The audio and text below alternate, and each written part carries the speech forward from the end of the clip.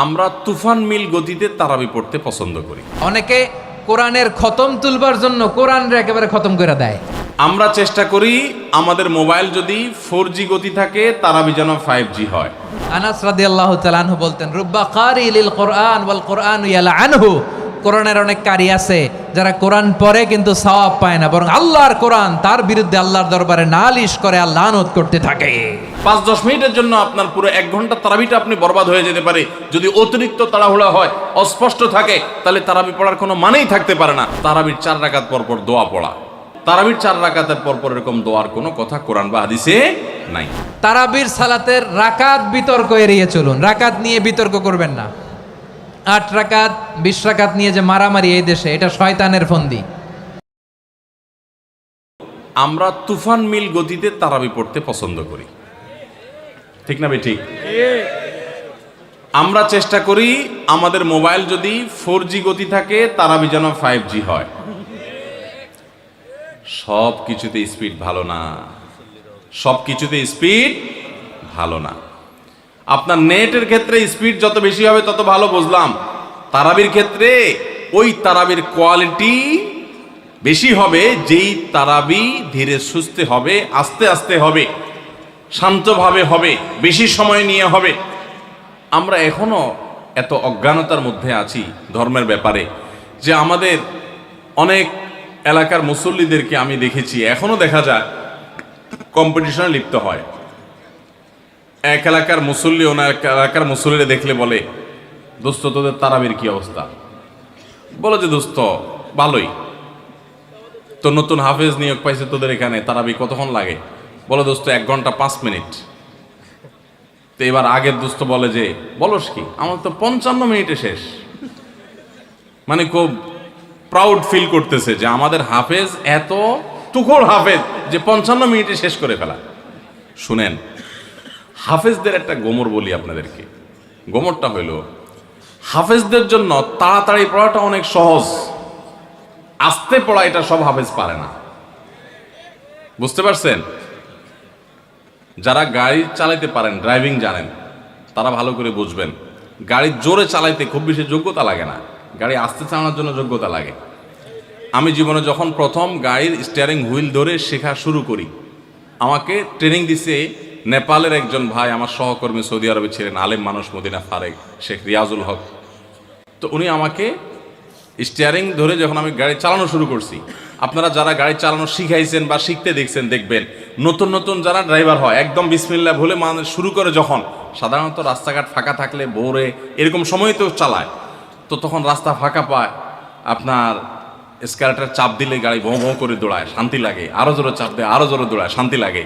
তখন দেখবেন পাশে থাকা লোক বলে আস্তে আস্তে, মানে বেশি জোরে, কারণ আপনি কন্ট্রোল করতে পারবেন না। তো আমাকে তখন আমার ওই ড্রাইভিংয়ের যে শিক্ষক ছিলেন সে ভাই আমাকে বললেন, যখন আমি মোটামুটি চালাতে পারি, অসুবিধা নাই, তখন উনি আমাকে বললেন, আপনার জন্য এখন সবচেয়ে বড় টেস্ট হলো কত আস্তে চালাতে পারেন। বিশেষ করে ম্যানুয়াল গিয়ারের গাড়ি যদি হয়, আর যদি পরীক্ষা হয় সবচেয়ে আস্তে চালানো, তো নতুন ড্রাইভার বেশিরভাগই ফেল করবে, কারণ আস্তে চালাতে গেলে একটু পর স্টার্ট বন্ধ হয়ে যাবে, ব্যালেন্স রাখতে পারবে না। তো আমি দেখলাম ঠিক আমারও সে একই অবস্থা হচ্ছে, আস্তে তো পারি না। তো আমি বললাম যে ভাই আস্তে যে চালাইতে বলো তুমি, আস্তে তো চালাইতে পারতেছি না ভাই, জোরে তো ঠিকই পারি। তো আমার বলতেছে জোরে পালার জন্য যোগ্যতা লাগে না, তো চাপ দিলেই তো দৌড়ায়, তুমি ব্যালেন্স ঠিক রেখা দেখি কত আস্তে চালাতে পারো। সে আমার গাড়ি থেকে নাইমা বলতেছে আমি পাশে হাঁটবো আস্তে আস্তে, আমার গতিতে তুমি গাড়ি চালাবা, দেখি পারো কিনা। আমি তো পারতেছি না। বলো যে না, তুমি এখনো পাকা হও নাই। তো হাফেজদের অবস্থা একই রকম। হাফেজদেরকে যদি বলেন যে ধীরে ধীরে পড়েন আপনারা তারাবিতে, দেখবেন অনেক হাফেজ পারবে না, অনেক হাফেজ পারবে না, অনেকে পারবে, কিন্তু গতির সাথে তা পড়া এটা খুব সোজা কাম। ভাইরা আমার, আমরা তারাবিতে গতি দিয়া যদি পড়ি, অনেক মসজিদে আছে হাফেজ সাহেবরা বেচারারা গতিতে সাধে দেয় না, মুসল্লিদের মুক্তাদিদের চাপের চোটে ওই বেচারারা দৌড়ের উপরে থাকে। হুজুর আপনারা তো দেরি হয় কেন? পাশের মসজিদে মুসল্লিরা চলে আসে আমাদের আগে, রাস্তাঘাটে দোকানে এসে তারা চা খাওয়া শুরু করে, আমরা পরে বাইর হয়ে আমাদের মানিজ্যতা লাগে যে তোদের হাফেজ বোধহয় ভালো হাফেজ না। বুঝতে পেরেছেন? ওই কপাল পড়ারা বুঝতেছে না যে তাড়াহুড়ো করাটা ভালো হাফেজ হওয়ার লক্ষণ না। তো এই জন্য ভাই, তারাবিতে অতিরিক্ত তাড়াহুড়া করা এটা হলো আমাদের বড় একটা ভুল। ঢাকার ধানমন্ডি তাকওয়া মসজিদে আমাদের মুফতি সাইফুল ইসলাম ভাই আজকের অতিথি, ওনার মসজিদে আমি একবার তারাবি পড়েছি, সুবহানাল্লাহ। এত ধীরস্থিরতার তারাবি আমি জীবনে কোথাও দেখিনি। এত ধীরস্থিরতার তারাবি কিয়ামুল লাইল শেষ দশকে যে করে, এত লম্বা সময় নিয়ে এত আস্তে আস্তে পড়েন। আলহামদুলিল্লাহ, মসজিদ ভর্তি মুসল্লি থাকে, পুরো ঢাকা থেকে মানুষ যায়।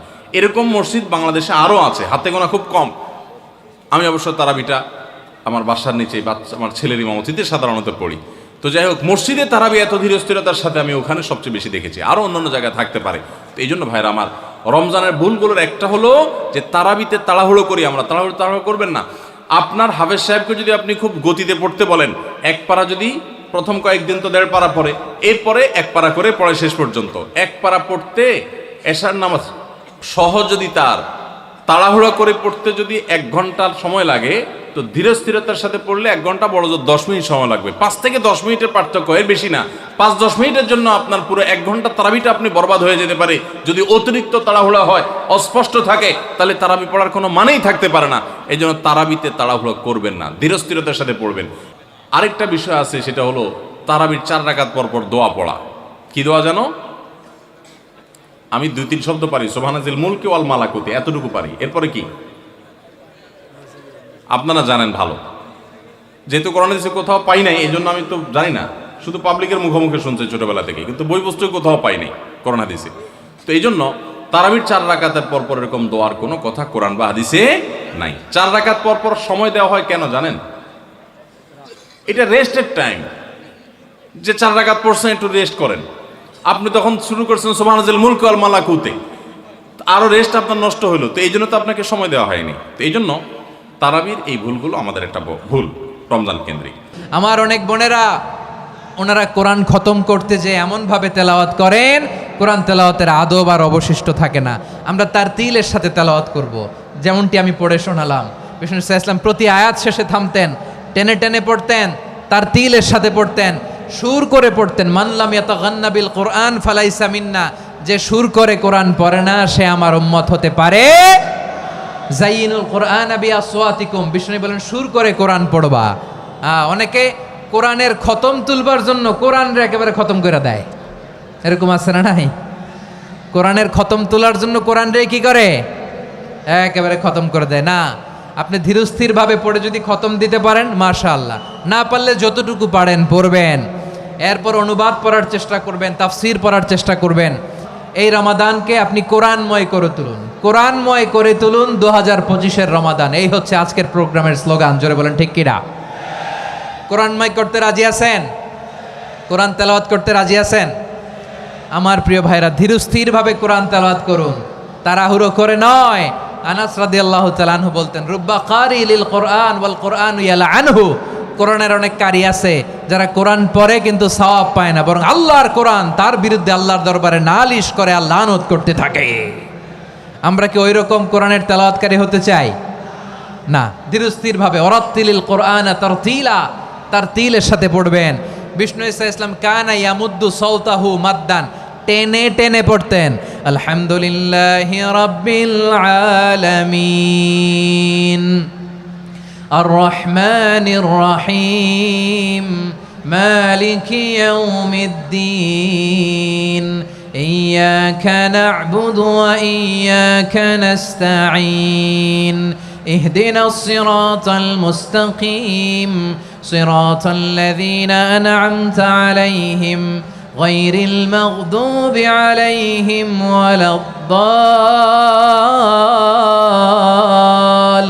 ওয়ালাদ-দাল্লিন। পড়েন আমিন। কানা ইয়ামুদ্দু সাওতাহু মাদ্দান, টেনে টেনে পড়তেন। ওয়া কানা ইউকাত্তিউ আয়াতাহু, ইউকাত্তিউ আয়াতান আয়াতান, প্রত্যেক আয়াত পড়ে পড়ে তিনি থামতেন। এভাবে কোরআন পড়তে হবে। আমরা কোরআনময় করতে চাই। খতম কোরআনে রমাদানের 1 খতম দেওয়ার একটা সহজ পদ্ধতি হচ্ছে, রমাদানের প্রতি নামাজের পরে 4 পৃষ্ঠা। প্রতি নামাজের পরে কয় পৃষ্ঠা? 4 পৃষ্ঠা। তাহলে 5 ওয়াক্তে 4 পাঁচা 20 পৃষ্ঠা। হেফজে কোরআনগুলো 20 পৃষ্ঠা 1 পারা। এভাবে 30 দিনে আপনার 1 খতম হয়ে যাবে। আমরা যেন তার তিলের সাথে বিশুদ্ধভাবে কোরআন তেলাওয়াত করতে পারি। আল্লাহ তৌফিক দান করুক। পড়ে না আমিন। 2 নাম্বার করণীয়, ধীরস্থিরভাবে তারাবির সালাতগুলো যেন আমরা আদায় করি। তাড়াহুড়ো করবেন না আল্লাহর ওয়াস্তে, তাড়াহুড়ো করবেন না, তাহলে কোরআন আমাদের জন্য বদদোয়া করবে। তাড়াহুড়ো করবেন তারাবির নামাজে। তারাবির নামাজ সলাতুত তারাবিহ মানে বিশ্রামের নামাজ, আর আমরা পড়ি সলাতুল কেতার, রেলগাড়ির মতো নামাজ। চিল্লায় বলেন ঠিক কি না? না, এরকম করবেন না। ইমাম সাহেবদেরকে আশ্বস্ত করুন যে ইমাম সাহেবরা আমরা পিছনে আসি আপনাদের সাথে, আপনি আস্তে আস্তে পড়েন, তার তিলের সাথে পড়েন, ধীরস্থিরভাবে তারাবির সালাত পড়বেন। সারা বছর এই সুযোগ হয় না, দাঁড়িয়ে কোরআন শোনার এরকম আয়োজন ব্যবস্থাপনা সারা বছর আর আমরা পাই বলেন তো? না। তারাবির সালাতের রাকাত বিতর্ক এড়িয়ে চলুন, রাকাত নিয়ে বিতর্ক করবেন না। 8 রাকাত 20 রাকাত নিয়ে যে মারামারি এই দেশে, এটা শয়তানের ফন্দি। চিল্লায় বলেন এটা কার ফন্দি? আমরা 20 রাকাত পড়ি, আপনারা হয়তো 8 রাকাত পড়েন, কোনো অসুবিধা নাই। আমরা যারা 20 রাকাত আমরা পড়তেছি, আমরা 20 রাকাতের কথাই বলি, 20 রাকাত আমরা পড়বো আজীবন। সৌদি আরবে মক্কা মদিনায় 20 রাকাত পড়ে, কোনো অসুবিধা নাই। অন্যান্য মসজিদগুলোয় 8 রাকাত পড়ে, এই নিয়ে এদের মধ্যে মারামারি আছে? হ্যাঁ, আর এই জন্য রাকাত বিতর্ক এড়িয়ে চলবেন। প্রিয় ভাইয়েরা, আপনার আমল আল্লাহর কাছে কবুল হবে সংখ্যার বিচারে না উত্তমতার বিচারে বলেন তো? সংখ্যার বিচারে না উত্তমতার বিচারে?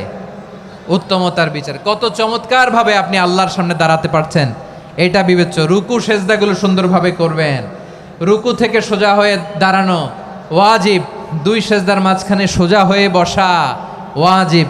এই তাদিলুল আরকান বাদ দিলে হানাফি মাযহাব মতে সৌ সেজদা দিতে হবে, অন্য মাযহাব মতে নামাজই হবে না, আপনার নামাজই হবে না।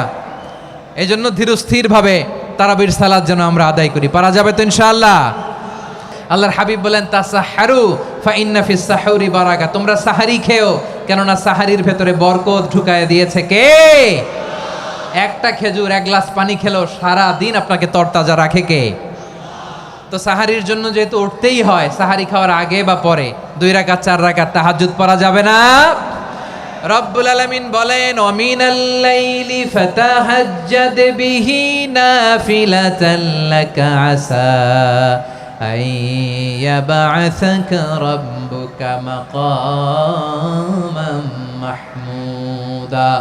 ও নবী, রাতের কিছু অংশ সময় তাহাজ্জুদের সালাত আপনি আদায় করবেন, কারণ এই তাহাজ্জুদ হলো আপনার জন্য নাফিলাতাল লাক, অতিরিক্ত ফরজ। আপনাকে মাকামে মাহমুদে অধিষ্ঠিত করবে কে? এজন্য যারা সম্মানিত হতে চান, সম্মানের আসনে যেতে চান, তাদের জন্য তাহাজ্জুদ অবধারিত। আমরা রমজানে সাহারির আগে তাহাজ্জুদ পড়তে চাই কি চাই না? এই নামাজটারে আল্লাহ বড্ড ভালোবাসেন, কেন জানেন? কারণ গভীর ঘুমকে স্যাক্রিফাইস করে আমরা এই নামাজ পড়ি। ঘুমের আরবি জানা আছে কারো? ঘুমরে আরবিতে কি বলে? অনেকগুলো আরবি আছে। একটা আরবি হচ্ছে নুআস, তন্দ্রা, তন্দ্রা, আমানাতান নুআসা কোরআনে এসেছে। আরেকটা আছে ঝিমুনি, ঝিমুনি, এইভাবে ঝিমুনি আসে ঘুমের আগে, এটারে বলে সিনা। এটারে কি বলে? সিনা। স্বাভাবিক ঘুমকে আরবিতে বলে নাউম। স্বাভাবিক ঘুমকে কি বলে? এই সিনা আর নাউমকে আল্লাহ এক আয়াতে এনেছেন, লা তাখুযুহু সিনাতু ওয়ালা নাউম। আল্লাহর তন্দ্রা নাই, ঘুম নাই, ঘুমের আগে যে তন্দ্রা আছে ওইটাও নাই। তাহলে নুআস, সিনা, নাউম পেলাম। আরেকটা ঘুমের আরবি হচ্ছে হুজুদ। চাঁপাইনবাবগঞ্জ আওয়াজ করে বলেন, আরেকটা ঘুমের আরবি কি? হুজুদ। এটা মাঝরাতের ঘুম, শেষ রাতের ঘুম, যেই ঘুমটা বড্ড মজা লাগে। কাঁথা টেনে টেনে, ব্ল্যাঙ্কেট টেনে টেনে আরেকটু ঘুমাইতে মন চায়, আরেকটু, আর 1 মিনিট, আর 2 মিনিট, এরকম একটা মজার ঘুম শেষ রাতে আছে না নাই? এই শেষ রাতের ঘুম, এই হুজুদের ঘুমকে স্যাক্রিফাইস করে যেই সালাত পড়া হয়, ওই সালাতের আরবি নাম হচ্ছে সলাতুল হুজুদ বা সলাতুত তাহাজ্জুদ। চিল্লায় বলেন আল্লাহু আকবার। এজন্য আল্লাহ তাআলা তাহাজ্জুদের সালাতকে এত পছন্দ করেন। পড়বেন তো রমাদানে?